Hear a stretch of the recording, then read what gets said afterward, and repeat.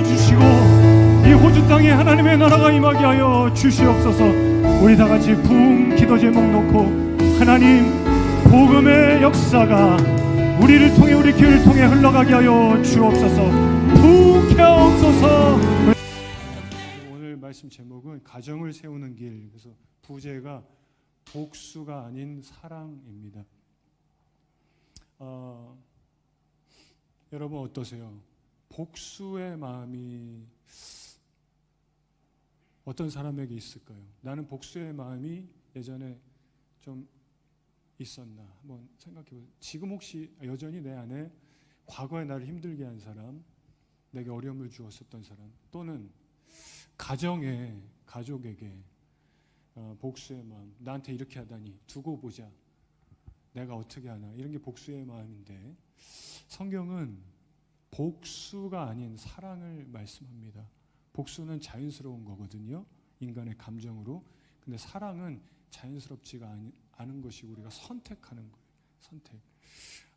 가정의 달이어서 이렇게 가정에 관련된 시리즈로 설교 말씀을 전하고 있는데 오늘 세 번째로 이렇게 말씀을 전합니다.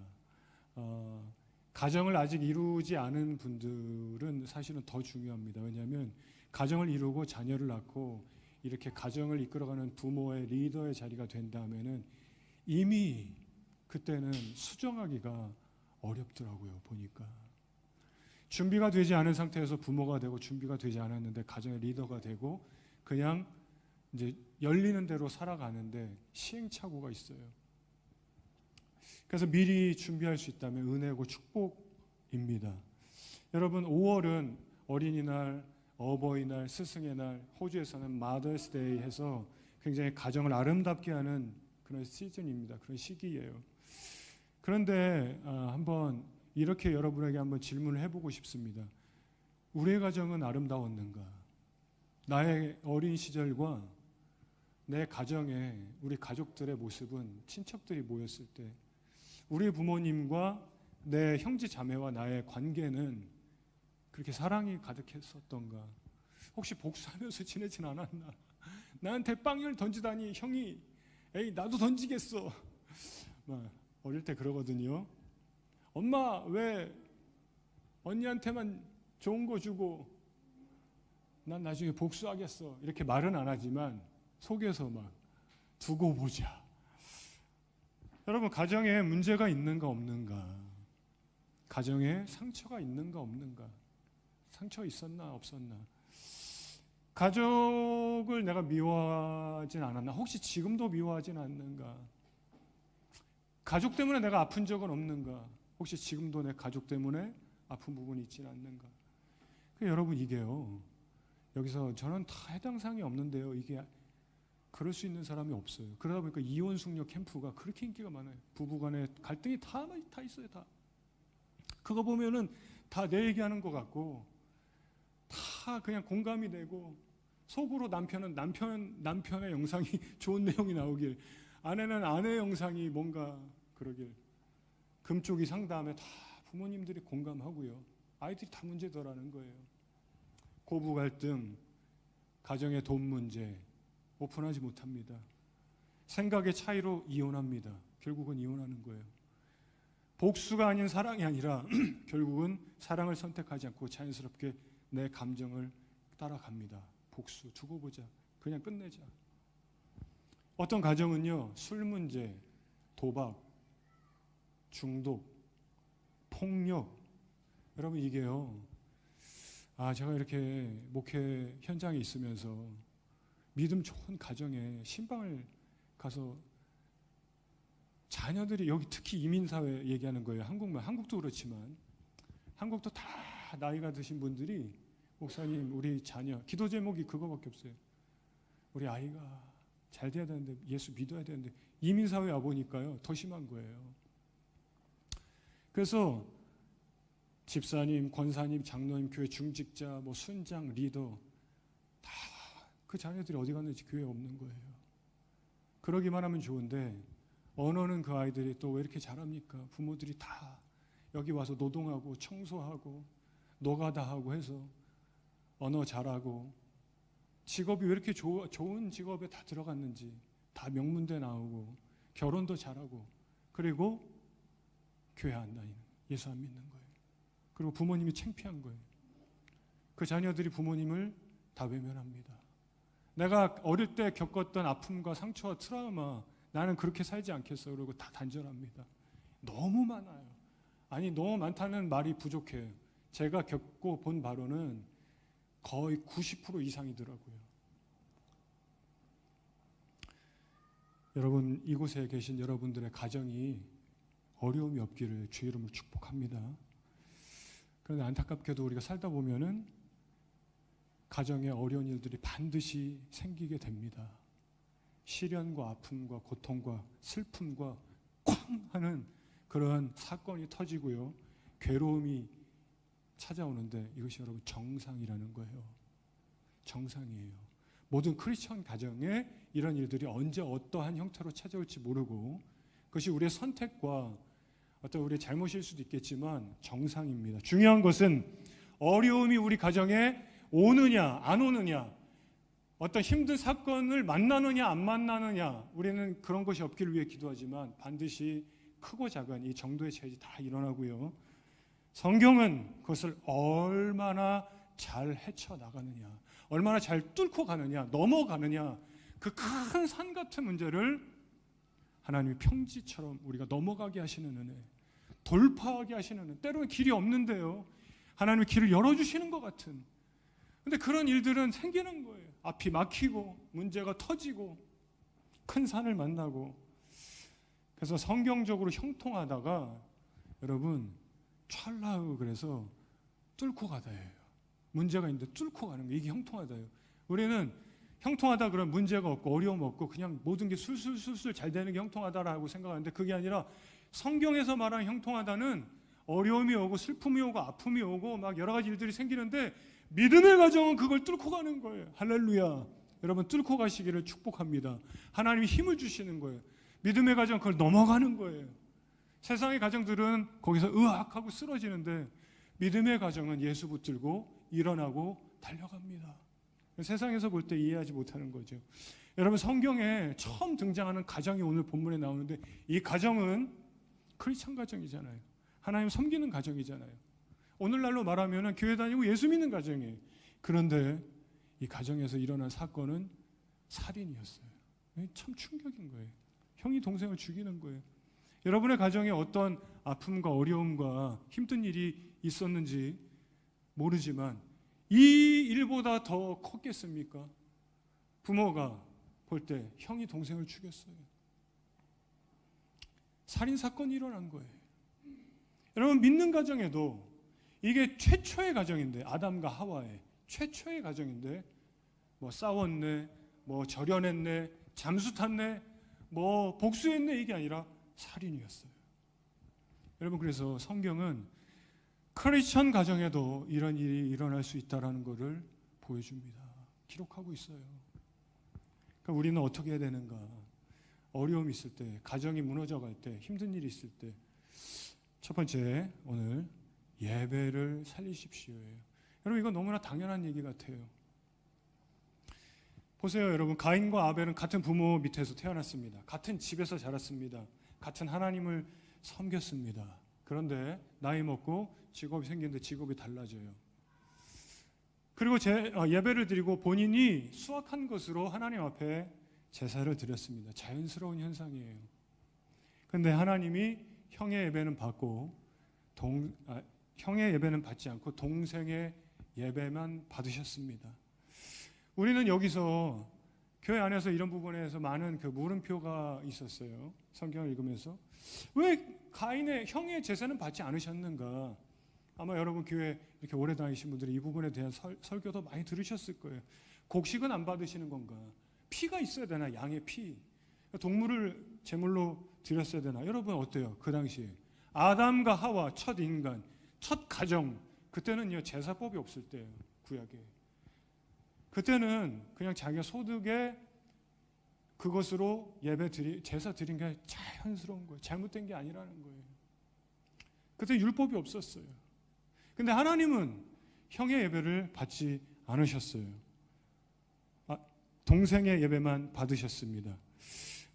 우리 본문 3절 보면 참 놀라운 내용이 나오는데, 세월이 지난 후에 가인은, 형이죠, 땅의 소산으로 제물을 삼아 여호와께 드렸고, 4절도 읽어볼까요?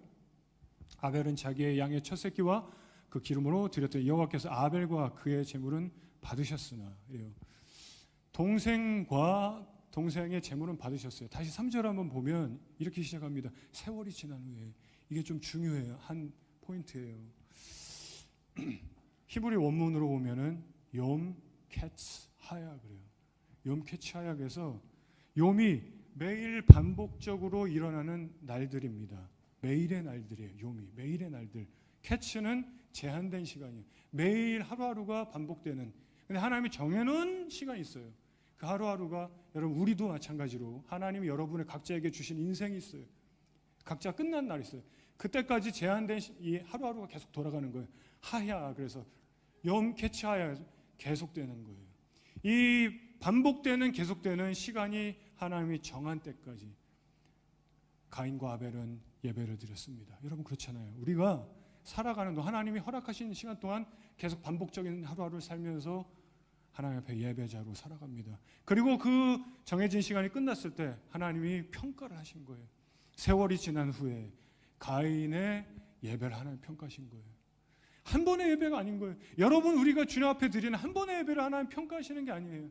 주님이 길게 시간을 충분히 우리에게 주시고 인내하시고, 그 예배가 진짜 예배인지, 정말 주님을 사랑함으로 드리는지, 우리의 몸을, 시간을, 물질을, 우리의 모든 삶을 입술로만 고백을 하는 것인지, 세월이 지난 후에 욤 캐치 하야 하나님께서 형과 동생의 예배를 평가하신 거예요. 거기 실수가 없는 거예요. 성경은 그들의 중심을 보셨다라는 것을 설명합니다. 아벨과 그의 제물은 그냥 제물만 받으신 게 아니에요. 가인과 가인의 중심을 보신 거예요. 그 많은 날들 동안에 그 동생은 믿음으로 하나님 앞에 드렸어요. 그 형에 대한 얘기가 없어요. 반대 얘기죠. 형식적인 예배를 드렸을 거라고 우리가 추측할 수 있습니다. 믿음으로 드렸다는 말이 없기 때문에. 그러니까 엄마 아빠가 크리스찬이니까 믿음의 가정에서 오늘날로 치면 교회를 가는 거예요. 형식적인 예배, 믿음의 예배가 아닌 거예요. 형식적인 하나님 앞에 드렸었던 시간입니다. 어쩌면은 흉내일 수도 있고 드리는 척하는 걸 수도 있었어요. 부모가 어릴 때부터 시켰기 때문에 습관적으로, 형식적으로 그렇게 예배 드렸을 가능성이 크고, 하나님은 그렇게 중심을 보고 평가하셨습니다.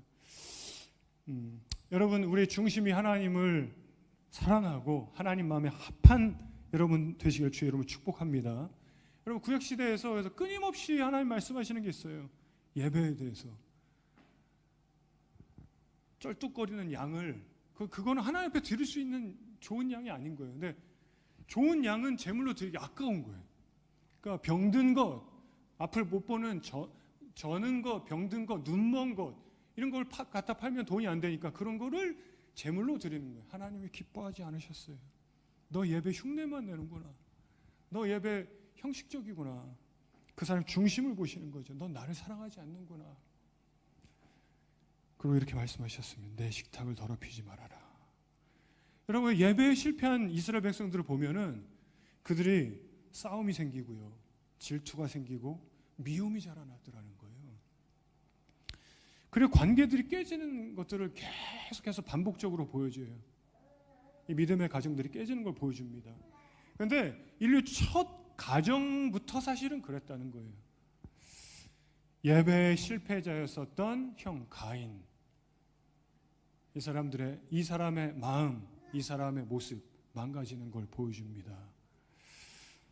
여러분, 예배를 잘 드리는 자는요, 이거는 제가 본 관점인데, 참 어려움을 당해도, 큰 일을 당해도, 아픔이 있어도 위로부터 하나님 주시는 새 힘으로 일어나더라고요. 그래서 넘어가더라고요. 다시 앞으로 전진하더라고요. 여러분, 하나님 앞에 예배 드리면은 세상 사람도 이해 못하지만 보이지 않는 하나님이 우리에게 힘을 주시더라는 거예요. 할렐루야. 하나님께서 우리에게 믿음 주시고 용기 주시고 위로해 주시고 가정을 만져주시고, 여러분 어려움 있느냐 없느냐의 이게 문제가 아니라 예배를 통해 헤쳐나갈 힘을 얻느냐, 이게 문제입니다. 자, 그래서 예배 여러분 성공하시기를, 하나님 찾으시는 예배자 되시기를 축복하고요. 두 번째, 복수의 마음을 버리고 용서하십시오예요.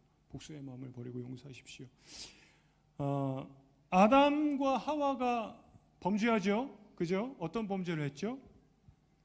첫 인류의 인간 아담과 하와, 하나님께 불순종했습니다. 먹지 말라는 걸 먹었어요. 선과 악을 알게 되는 그런 나무의 열매를 먹었습니다. 그때 이제 하나님께서 이렇게 말씀하시죠. 남자는 땀 흘리고 노동해야 된다. 여성은 출산의 고통을 갖게 된다. 그리고 뱀에게 뭐라 그러죠? 뱀에게 너는 흙을 먹고 배로 기어다니. 뱀이 누구죠? 마귀요 사탄입니다. 그런데 그 다음에 창세기 3장 15절에 보면은 이런 말씀이 있어요. 내가 너로 여자와 원수가 되게 하고, 잘 들어보세요. 내가 너로 여자와 원수가 되게. 여자는 누구예요? 아담과 하와가 있는데 하와잖아요. 여자와 원수 되게 하고 내 후손에, 후손은 누굽니까? 아담과 하와의 후손이지요.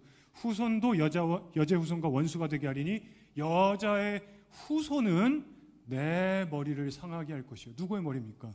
뱀의 머리예요. 뱀이 누구예요? 사탄이에요. 여자의 후손이 뱀의 머리를 상하게 한다는 게 무슨 뜻이죠? 우리는 알잖아요. 여자의 후손에 예수가 태어나고 예수가 뱀 사탄의 머리를 상하게 하는, 이렇게 되는 거예요. 집 밟아서 예수가 승리하는 거잖아요. 인류를 범죄하고 무너지게 만든 그 사탄을 여자의 후손 예수가 태어나서 집 밟아서 승리하게 하고 구원의 길이 열릴 거예요. 이게 말씀하신 거예요. 그런데 자, 당시의 상황을 한번 우리가 생각해 봐요. 아담과 하와가 자녀를 출산하고 아들에게 뭐라고 그랬을까요? 하나님 우리에게 주신 약속이 있어요. 얘들아, 잘 들어라 아들아. 내 후손 중에 사탄의 머리를 상하게 할 그러한 사람이 나온다, 하나님 말씀하셨어요. 아들들이 어떻게 생각할까요?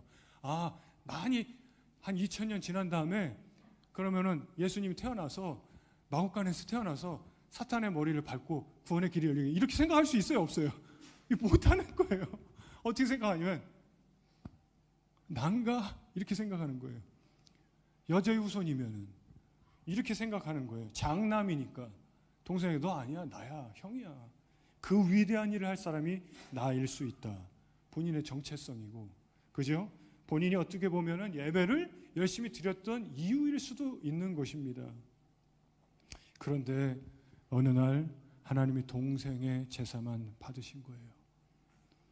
가인은 이런 생각을 했을 수 있어요. 그 위대한 일을 할 사람이 내가 아닐 수 있겠구나. 동생인 것 같다. 하나님이 쓰실 사람이 내가 아니라 동생이구나. 그러니까 제사 결과에 실망한 게 아니라 이 정체성이 흔들리고 화가 나고 분노가 생겨, 동생에게 내가 밀린 것 같고. 그 창세기 4장 5절을 가인이 몹시 분하여 안색이 변하더니 그래요. 분해서 안색이 변합니다. 동생이 없어야 내가 그 자리에 갈 수 있는데, 이런 생각이 드는 거죠. 그리고 어떻게 하죠? 동생을 죽인 거예요. 그리고 형 가인은 쫓겨납니다. 그리고 가인은 두려워해요. 나는 이제 큰일 났다. 내가 복수당할 것이다. 그런데 성경에 보면은 가인이 이렇게 쫓겨나면서 내가 가다가 사람들 만나면 나를 죽이면 어떻게 해요? 그래서 이것도 성경의 난제 중에 하나예요. 아담과 하와가 첫 인간이고 그 다음에 첫 가정인데, 이미 다른 사람들이 여기 보면은 성경에 있었던 것처럼 보이잖아요. 그죠? 그럼 누구일까요? 근데 뭐 가족일 수도 있는 거예요. 아담과 하와와 이런 첫 가정이니까. 그러면 가인이 내가 만나는 자마다 나를 죽이겠나이다. 이게 무슨 말이에요? 가정 안에서 일어난 살인 사건에 대해서 내가 복수당하면 어떡하지? 내가 행한 대로 내가 당하면 어떡하지? 이런 마음이 있었습니다. 여러분, 우리가 그렇잖아요. 형이 나한테 그랬지, 지난번에 나한테 이랬지, 두고 보자. 자녀들이요, 엄마 아빠가 예전에 나한테 그랬잖아요. 이게 복수의 마음이에요.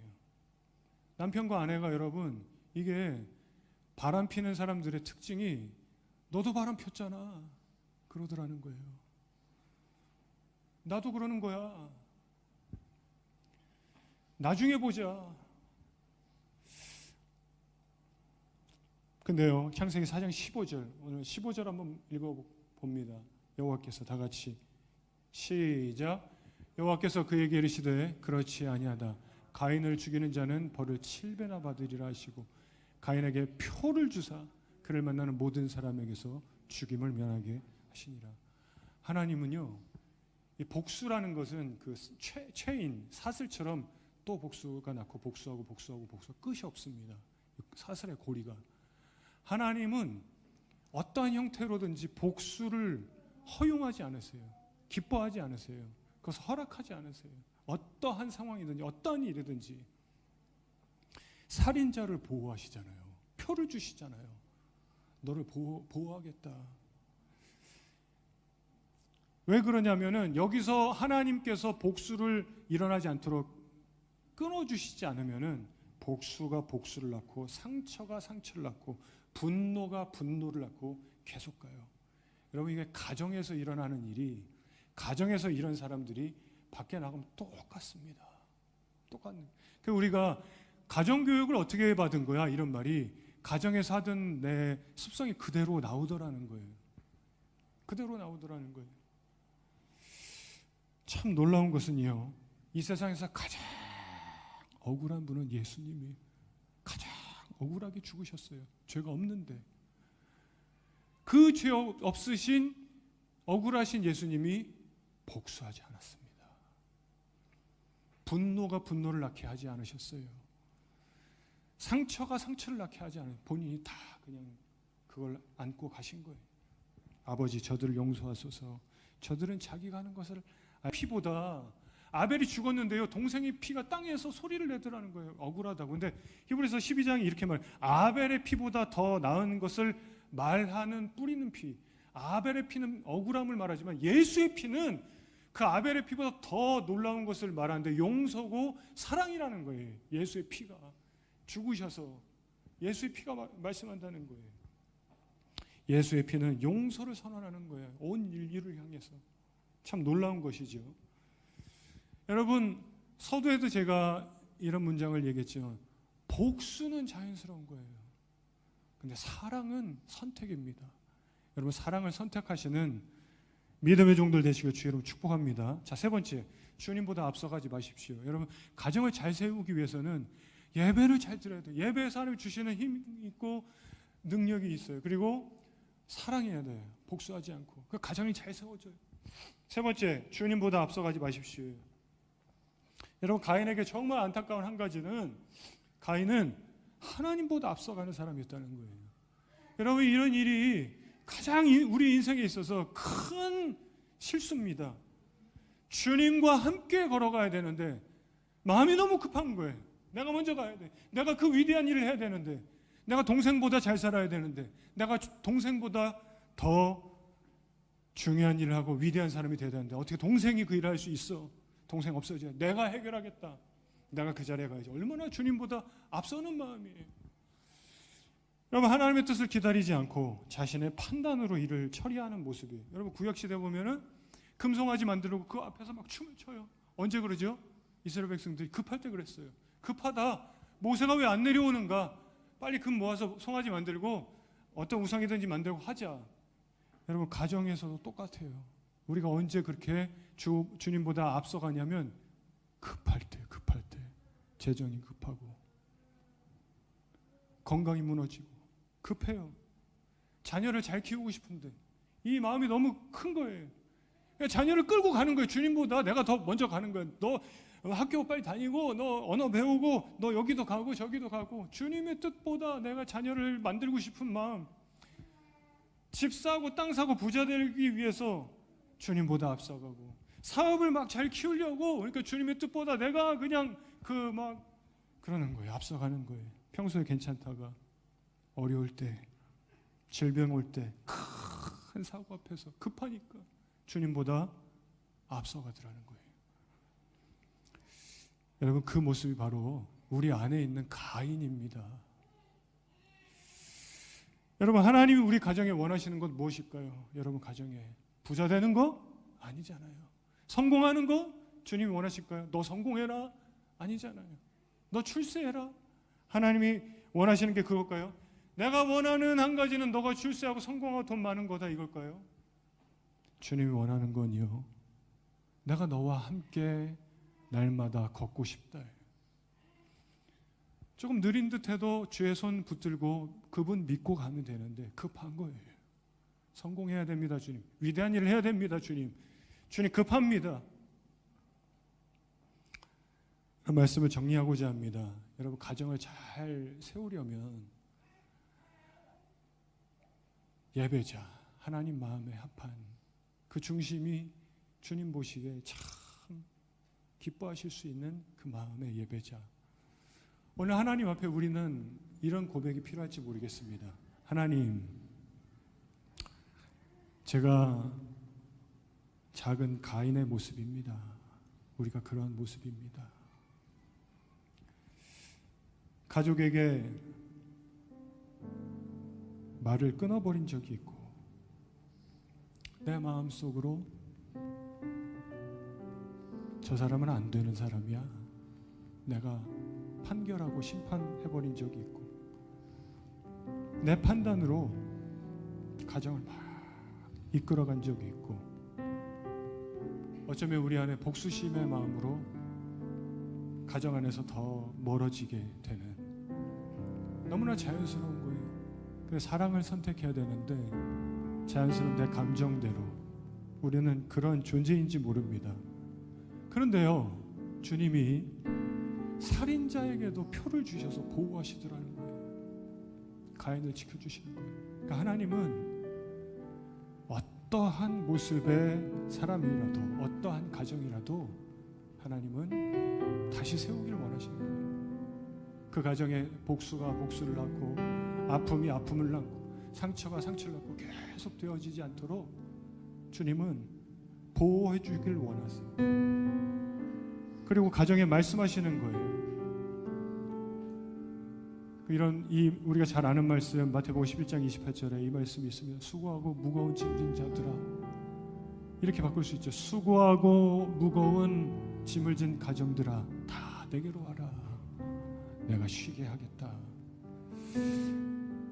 여러분, 마음이 담긴 예배로 하나님 앞에 나가고, 복수가 아닌 사랑을 선택하고, 그리고 주님보다 앞서가지 않는, 주님과 동행하는 우리 모두 그런 가정 되시기를 주의 이름으로 축복합니다.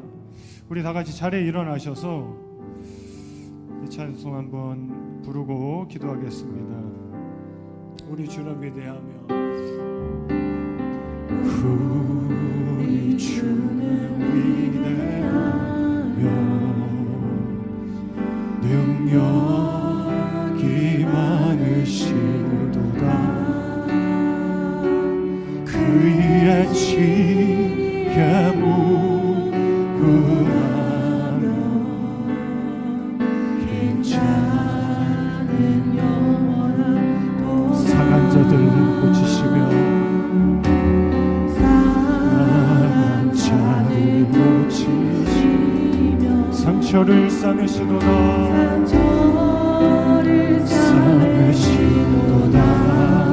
아멘. 별들의 수를 세시며, 이름을 부르시도다. 아멘, 아멘. 그가 구름으로 하늘을 덮으시며, 나를 위하여 빛은 비하듯이 예루살렘 찬송할지어다, 찬송할지어다. 내 하나님을 감사함으로 그 앞에 나가며, 하나님 마음에 합한 예배자가 되기를 사모하는 마음, 나의 영혼아, 나의 영혼아,